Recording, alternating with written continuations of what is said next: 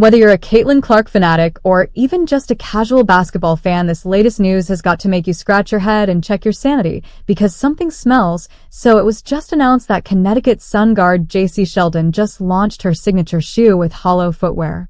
Now, nothing against JC, but when you see a player who scores around 5 points per game getting her own signature shoes, even if it's with a small brand, and then you see Caitlin Clark, the most popular basketball player in the world by a country mile, wearing anything but Kate Force, you gotta ask yourself, how is it possible that Nike hasn't released her signature shoe, yet it's not like they're taking a risk on some unproven pro. She dominated in college, set the scoring record, lit it up during the NCAA tournament, then came to the WNBA and won Rookie of the Year after setting record after record.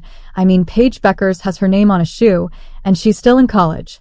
Yet the timeline for Caitlin's shoe is estimated to be 2026 or even 2027, another 1 to 2 years. Nike is sitting on one of the most bankable athletes in the world. A money printer, a golden goose locked in for 8 years on a sweetheart of a deal, and yet they're advertising her. The ads in Chicago are kind of funny. You gotta know Angel isn't liking those too much, but to not release an Air Jordanish line for the most transformative figure in women's basketball just seems well insane. But Nike's not insane. And they're not stupid. They're among the biggest brands in the world with some of the sharpest sales and marketing minds. So, if it's not incompetence, it can only be one thing: intentional.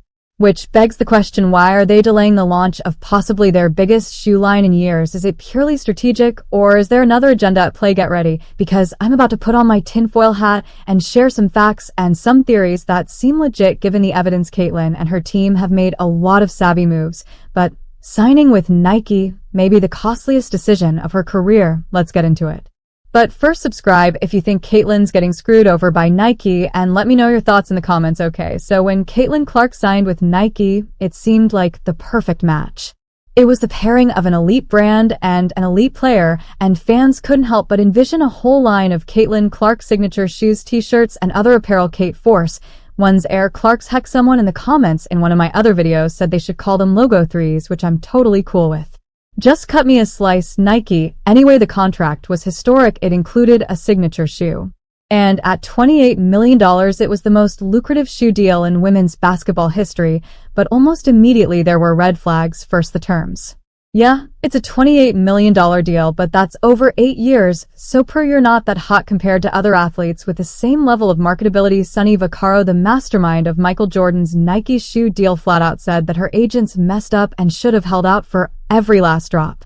In other words, given her impact on the game, her agents left a lot of money on the table. Even still, Sonny said Nike was the right home for Caitlin and that they'd treat her well. You sure about that? Nope, I'm not sure about that, and fans aren't either, because now it's 2025 and Caitlin, the Time Athlete of the Year, doesn't have her shoe, and there's no sign that it's launching soon. So what's going on? Why the delay? Now, some of you will rightfully point out that Sabrina Ionescu had to wait 3 years for her signature shoes, and Asia's just getting hers. Now Asia's a 3-time MVP and had to wait years for her shoe. So according to some, we shouldn't be holding our breath for Caitlin kicks anytime soon, but at the same time, Caitlin is not Sabrina or Asia or Diana Taurasi or anyone before her who got a shoe deal. When it comes to impact on the game, there's absolutely no debate that Caitlin is a different beast. I'm not even going to get into the records. I've made videos about them. There are too many to list. Give me a like for saving you some time. All you need to know is that her on-court performance lived up to the hype, and diehard WNBA and casual sports fans ate it up. Fever games accounted for nearly half the league's broadcast value. TV viewership went up 170%. She sold out games everywhere. She went to the point where other teams had to get bigger arenas just for her games. Her first-round playoff games were watched more than the WNBA Finals, and merch sales were off the charts. She accounted for nearly 27% of the WNBA's economic activity, and don't kid yourself, the reason all WNBA players will be getting raises after the CBA is renegotiated is because of the hype and attention Caitlin brought to the women's game. So Nike didn't really have to slow play this. They have a money tree on their hands. Why wouldn't they strike while the iron's hot and make some serious cash? Now here's where things get really fishy. While Nike's a massive brand and they're not going anywhere, they're hurting. Their sales are down and their stock has dropped 28% over the past year. I'm no business doctor, but now would seem like the perfect time to, launch a signature shoe for one of the world's most marketable athletes. Now we do know that the shoe is in development. Nike's met with Caitlyn, they're collaborating with her on logos and everything like that. There's a video with the CEO that makes everything sound warm and fuzzy, and that progress is being made. It's estimated that her shoe will launch in 2026 or 2027 because Asia and Sabrina both had to wait for their shoes. And I do think Asia plays into this, more on that in a moment, but again, Caitlyn's situation isn't normal. She generated $36 million in revenue for the city of Indianapolis. Whatever she touches turns to gold. So, why wasn't her shoe priority number one immediately after they inked the deal in 2024? I mean, look at how Nike has handled other young basketball stars.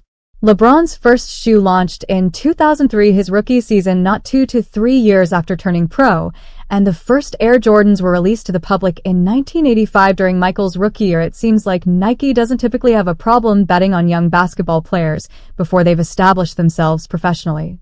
Which brings me back to my tinfoil hat and the big question: why is Nike slow playing this? Here's what I think. As we all know, Caitlin Clark is clearly the driver of the WNBA's recent surge in popularity. It's undeniable. Yet there is a faction of players, media personalities, and owners who aren't thrilled that fans are gravitating toward Caitlyn when, as Sheila Johnson put it, there are so many equally talented players who aren't getting the attention or credit they deserve. As you're probably aware, their argument often revolves around race.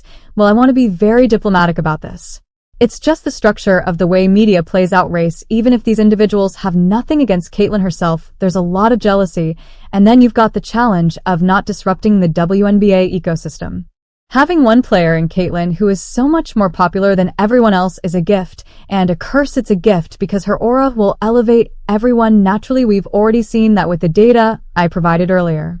And after that new CBA is negotiated, all WNBA players will be making more money. Without Caitlyn, that deal wouldn't be nearly as lucrative. But then there's the curse.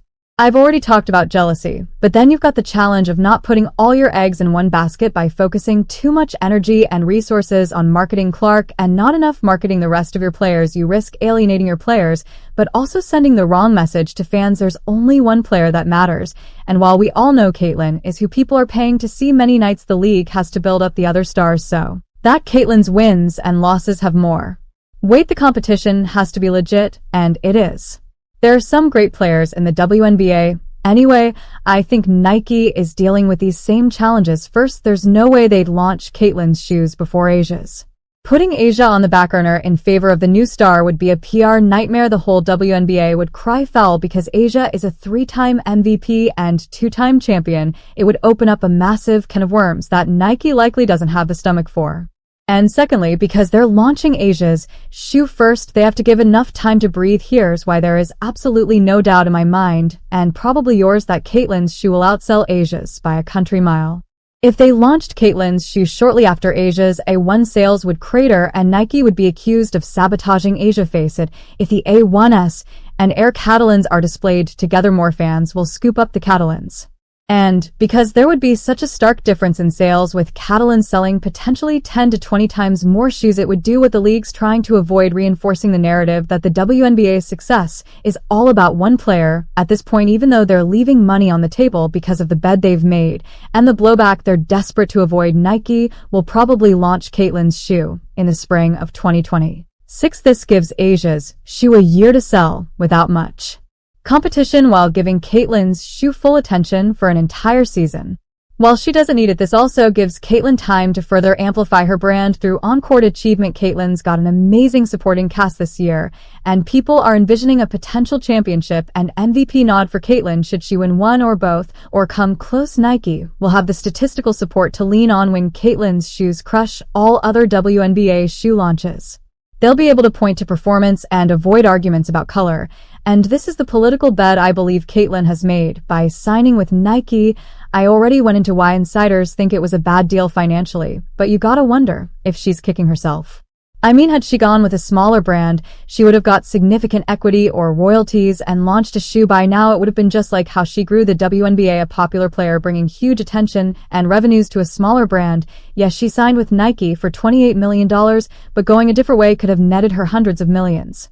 Just look at what Roger Federer did with On. He got 3% of the company since sales have skyrocketed, and his stock is valued at hundreds of millions of dollars. We could be looking back on this as a billion-dollar decision someday. Caitlyn is similar to Roger in terms of being well Swiss in nature. By that I mean she's neutral and doesn't create controversy. Like Roger, she dominates in her sport and is safe from a brand partnership standpoint. There's no reason Caitlyn couldn't have gone the same route and made a killing. Men, women, and children will line up to get her shoes and wear her gear with pride, just as they buy tickets to Fever games no matter where she's playing.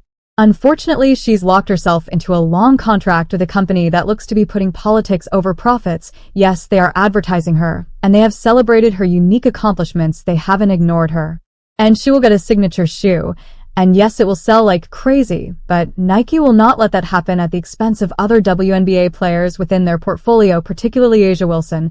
So to answer the question, is Nike sabotaging Caitlyn? Well, one thing's for sure, they're definitely not putting her first. It looks like they are navigating WNBA's politics, and in doing so, holding her back.